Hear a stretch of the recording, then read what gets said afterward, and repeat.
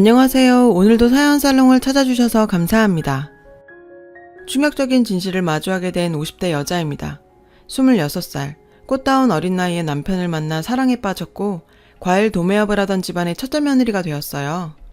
남편은 성실함의 표본이라고 해도 과언이 아닐 만큼 근면 성실이 몸에 밴 사람입니다. 아버님을 도와 일하고 있었는데 시아버지를 보니 남편의 그런 모습들이 이해됐어요. 시아버지께서는 가난한 집안에 태어나 바닥부터 천검을 시장에 큰손으로 불렸어요. 성실함 하나로 자수성가하신 분이었습니다. 남편도 그런 아버지의 뒤를 이어 대학도 가지 않고 과업을 이어가고 있었죠. 자연스럽게 저도 시아버지의 일을 돕다 보니 아버님과 붙어있을 시간이 많았어요. 20년 넘게 함께 일했지만 제대로 된 칭찬 한번 해준 적 없을 정도의 순도 100% 경상도 남자였어요. 하지만 깊은 속적은 느껴졌었죠. 저도 긴 시간을 과일 도매업을 하면서 지내다 보니 과일가게 첫째 며느리라 불리며 가족의 일원이 되었습니다. 결혼한 지 3년쯤 지났을 땐가요? 도련님이 결혼해서 동서를 맞이하게 되었는데 그때부터 어머님의 동서와 저와의 차별은 시작되었습니다. 명문대 출신의 잘나가는 변호사인 동서는 첫 느낌부터 참 똑똑하다는 생각이 들었어요. 그만큼 똑부러지는 여성이었고 제가 가지지 못한 면을 가진 동서의 모습에 여자로서 부럽기도 했어요.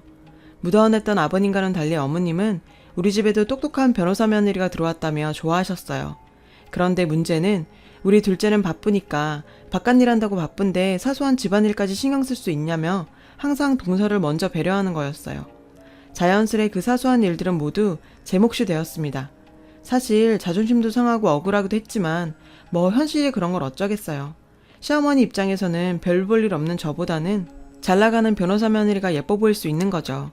동서는 집안 행사에 어머님 말씀대로 항상 바쁘다는 핑계로 참여하지 않았어요. 심지어 명절까지도 정신적 휴식이 필요하다며 매년 해외여행을 가곤 했으니까요. 그러다 어느 날 오랜만에 만나게 된 동서에게 손윗 동서로서 정말 참다 한마디 했어요. 동서, 아무리 바빠도 시댁 행사엔 한 번씩이라도 참석해야 되는 거 아니야? 동서 얼굴 본 지가 언제인지 기억도 안 나네. 형님, 제가 바빠서 그러는데 어떡해요. 형님이 바깥 일을 안 해보셔서 잘 모르시나 본데요. 그리고 매번 제가 돈 보내드리잖아요. 아니, 돈이 중요한 게 아니라 동서 얼마 전 아버님 생신날 바쁘다고 안 오더니 집에 있었다면서 아버님이 얼마나 서운해하셨는데. 밖에서 일하다 보니 피곤해서 그런 건데 왜 형님이 어머님도 안 시키는 시집살이를 시키세요. 말한 제가 오히려 민망해질 정도로 당당한 태도에 저도 할 말을 잃어버렸어요. 옆에서 보시던 시어머니는 오히려 제가 잘못했다는 듯 저를 혼내셨는데, 첫째야, 넌 왜 밖에서 일한다고 바쁜 사람한테 잔소리니? 네가 둘째만큼 용돈을 주기를 하니 뭘 하니? 시어미인 내가 괜찮다는데 네가 왜 나서서 그러니? 시부모님 모시면서 가게 일부터 집안일까지 다 해도 그저 용돈 잘 주는 변호사 며느리보다 못한 취급을 받는다는 사실이 정말 너무 섭섭했어요.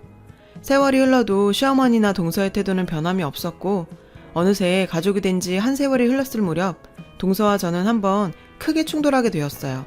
고3이었던 우리 아들이 대입에 실패해서 재수 준비를 하고 있었는데 어머 승우야 이번에 대학 떨어졌다며. 재수해야겠구나. 공부 열심히 해서 좋은 대학 가야지. 아버지처럼 과일 장사 물려받을 수는 없잖니. 잠깐 내가 뭘 잘못 들었나 싶을 정도로 어처구니 없는 말을 하는 동서였고 거실에 있던 남편도 저 소리를 들었는지 얼굴이 울그락불그락 하고 있었는데요.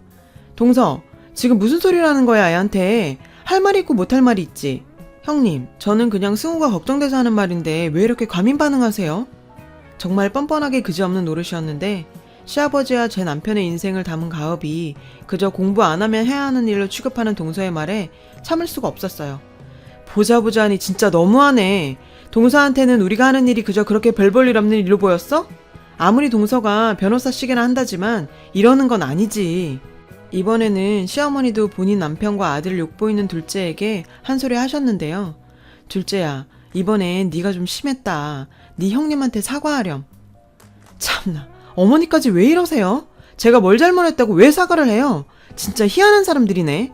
저 앞으로 이 집에 안 올 테니 그런 줄 아세요. 그렇게 집에서 떠난 동서는 그 이후 정말 집에 오는 일이 없었고 도련님도 오지 않더라고요. 시간이 흘러 심지어는 동서는 시어머니 장례식까지 얼굴을 비치지 않았고 어느새 동서에 대한 기억은 잊혀져 갔습니다. 어머니가 세상을 떠난 후 시아버지께서도 평소 앓고 있던 심장병이 심해지셨어요. 몸져 누우시고 치매 초기 증상까지 보이면서 투병 생활을 시작했는데요. 그렇게 강경하게만 보이던 시아버지의 약해진 모습을 보고 있자니 마음이 너무 좋지 않았어요. 그러던 어느 날 5년간 한 번도 얼굴을 내비치지 않던 동서가 도련님과 함께 집에 나타났어요.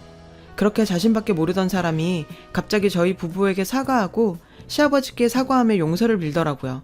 그때까지만 해도 동서의 심경에 변화가 생긴 줄로만 알았습니다. 명절에도 오지 않던 사람이 일주일에 2-3번씩 집에 드나들면서 시아버지를 챙겼어요. 아버님 간호에 지친 저도 조금이라도 쉴 수 있는 시간을 가졌고 동서의 바뀐 듯한 모습에 지난날 쌓였던 앙금도 조금씩 풀리는 듯 했습니다. 하지만 아버님의 몸 상태는 갈수록 악화되었어요. 결국 얼마 지나지 않아 돌아가셨어요. 장례식장은 인산인해를 이룰 만큼 조문객이 많이 찾아왔습니다. 시아버지께서 얼마나 잘 살아오셨는지를 느낄 수가 있었어요. 많은 사람들의 위로를 받으면서 장례식을 무사히 마쳤어요. 장례식 마지막 날 도련님 부부가 저희를 불러놓고 이야기할 게 있다며 서류봉투를 내밀더군요. 아주버님, 사실 아버님께서 재산 상속에 대해서 유언장을 저에게 남기셨어요. 생각도 안 해보고 있던 아버님의 유언장을 가지고 등장한 동서는 아버님께서 변호사인 본인에게 유언장 공직을 맡겨주셨다고 말했어요. 아버님의 재산에 욕심을 내고 있었던 건 아니었지만 30년 동안 시부모님 모시고 살아온 저희가 더 많이 받는 게 당연한 거 아닌가 생각은 하고 있었는데 유언장의 내용은 정말 저희 부부의 생각과는 전혀 달랐어요. 아버님은 지금 살고 있는 집과 가게만 저희 이름으로 남겨주셨고 나머지 부동산이나 건물들은 모두 둘째에게 상속한다고 적혀 있었죠. 정말 황당하고 어이없는 상황이었어요. 30년 동안 모시고 산 우리 부부가 아닌 집에도 잘 오지 않던 둘째에게 대부분의 재산을 상속했다는 사실에 남편도 말을 잃었고 동서는 아버님의 뜻이라고만 전했습니다. 아버님께서도 과일 파는 형님네 부부보다 변호사인 저희 부부를 더 신뢰하셨나 보네요. 아버님 사인 도장까지 공증받은 유언장이니 지금부터 법적 효력이 있는 거예요. 유언장에는 아버님의 친필 사인과 도장까지 있어서 완벽히 아버님 유언장이 맞았고 재산 상속 못 받은 걸 떠나서 30년 세월 시부모 모신 것보다 돌아가시기 전 몇 개월간 집을 드나들며 했던 효도가 더 대단했던 건가요? 저희 부부를 그 정도로밖에 생각 안 했다는 사실에 아버님이 야속하게 느껴졌어요. 아니, 솔직히 정말 미웠습니다. 남편도 아버지의 속마음에 대해 알게 되면서 충격이 큰 것처럼 보였어요. 이후 남편은 아버지 유산에 대해서 말하는 것조차 꺼리는 모습이었습니다. 아버님이 치매 환자여서 소송까지 가면 유산을 어느 정도 돌려받을 수 있다는 소리를 듣고 남편에게 제안해봤지만 유언장 보지 않았냐며 어떻게 됐든 아버지가 그렇게 쓰셨는데 그걸 어쩌겠냐고 유산에 대해 더는 얘기를 꺼내지 말라고 하더라고요. 어쩌면 남편에게도 상처였겠죠. 정말 속이 답답한 노릇이었지만 남편의 뜻이 너무 확고했습니다. 장례식 이후 상심한 남편과 시아버지의 짐을 정리하며 집에서 시아버지의 흔적을 지워갈 때쯤 시아버님의 변호사라는 분이 전화가 왔습니다. 변호사님께서는 아버님께서 돌아가시기 전에 재산 관련해서 유언을 남겼다고 알려주시는 겁니다. 얼마 전 동서가 들고 온 유언장을 본 저희는 어리둥절할 수밖에 없었어요. 변호사님은 시아버지께서 생전에 본인을 부르셔서 유언장을 작성하시고 공증까지 받으셨다고 하셨는데 유언장의 내용은 동서가 가지고 왔던 그것과는 너무나도 다른 내용이 쓰여 있었어요. 변호사님은 아버님은 본인이 언제 정신이 없어질지 모르니 미리 유언장을 써두고 싶다며 찾아오셨다고 했어요. 최근 둘째 아들과 며느리가 부쩍 찾아와 재산 이야기 한다며 평소에 찾아오지도 않더니 죽을 때가 되니 재산을 탐내는 것 같다고 화를 많이 내셨다고 했는데요. 둘째가 영악해서 무슨 짓을 할지 모르니 유언장을 써야겠다 하셨답니다. 그리고 변호사님께서는 시아버지가 저에게 남겼다는 편지 한 통을 주셨어요. 애기야, 시아비다. 일 많은 우리 집에 시집와서 네가 참 고생이 많았다. 내가 경상도 남자가 되다 보니 며느리한테 살갑게 굴지 못한 거 참 미안하구나. 너한테 참 고맙고 마음 한켠이 짠했다. 네 시어미가 둘째랑 너 차별할 때 그냥 여자들 일이려니 했는데 내가 나서서 도와주지 못한 것도 이렇게 죽을 때가 되니 후회가 막심하구나. 네가 우리한테 한 30년간의 수고에는 한참 못 미치겠지만 너희 앞으로 모든 재산을 남길 테니 앞으로는 너희 부부 하고 싶은 대로 자유롭게 살렴. 시아비가. 정말 그렇게 무뚝뚝하던 시아버지가 치매 증상에도 불구하고 꾹꾹 눌러 쓴 편지를 본 저는 정말 터져나오는 눈물을 주체할 수가 없었습니다. 저의 30년 결혼 생활을 한 번에 인정받고 보상까지 받는 느낌이었어요. 정말 한순간이라도 시아버지가 미웠던 제가 부끄러워지는 순간이었죠. 시아버지의 모습이 떠오르면서 우리가 잘 살아나야겠다는 생각과 남편과 이 일을 정말 잘 처리해야겠다는 생각이 동시에 들었습니다. 변호사님께 동서와 서방님이 가지고 온 유언장에 대해 얘기 드렸더니 시아버지의 유언장은 이것만이 유일한 법적 효력을 가진다고 했어요. 동서가 들고 온 유언장에 대해 조심스럽게 말씀하셨는데 변호사인 동서가 시아버지의 유언장을 스스로 위조했을 가능성이 있어서 조금 알아봐야 할 것 같다고요. 정말 충격적인 얘기가 아닐 수 없었어요. 아무리 그래도 아버님이 유언장까지 위조했을 거라고는 생각도 못했는데요. 평소 점잖은 성격의 남편은 부모님 살아계실 때 눈길 한번 안 주다 아버님 유언장까지 장난질 친 동생 부부에게 30년간 함께 산 저도 처음 볼 정도로 분노한 모습이었어요. 그리고는 당장 집으로 불렀습니다. 재산 상속받았다고 기분낸 건가요? 새로 뽑은 고급 외제차를 타고 온 동생 부부 앞에 남편은 실제 유언장을 내놓았죠. 아버님이 써두신 진짜 유언장이 있을 거라고 생각도 못한 두 인간은 서류 봉투를 꺼내서 읽어보던 눈빛이 떨리더라고요. 재수씨, 입이 있으면 말을 해봐. 아버지가 당신한테 유언장을 남겼다면서. 그런데 왜 여기 유언장이 또 있는 건지 말해보라고. 상황을 알아차린 도련님은 남편 앞에 무릎을 꿇으면서 아니 형님 그게 아니라 전부 이 여자가 꾸민 짓이야. 나는 그냥 따랐을 뿐이라고. 뭐라고? 당신이 아주버님 순진해서 이렇게 하면 아무 말 안 하고 넘어갈 거라고 했잖아. 정말 어처구니 없이 둘은 서로의 탓을 하며 싸우기 시작했고 그 모습을 본 남편은 소리 지르면서 도련님의 얼굴을 그대로 때려버렸어요. 너 같은 새끼가 내 동생이라는 게 부끄럽다. 너는 내가 재산 욕심이나 낼 사람으로 보였냐? 그래서 선수쳐서 그렇게 재산 다 가져가고 싶었어? 너 같은 동생 따위 필요 없으니 앞으로 연락도 할 생각하지 마. 그리고 재수씨 너 어머님이 변호사 며느리라고 오냐오냐 하니까 다 네 세상 같았지? 어머니 장례식에 코빼기도 안 보이더니 아버님 돌아가실 것 같으니 재산이 탐났어? 너 변호사니까 더 잘 알겠네. 아버지 명의 도용해서 사문서 위조로 콩밥 먹을 준비나 해. 꺼져!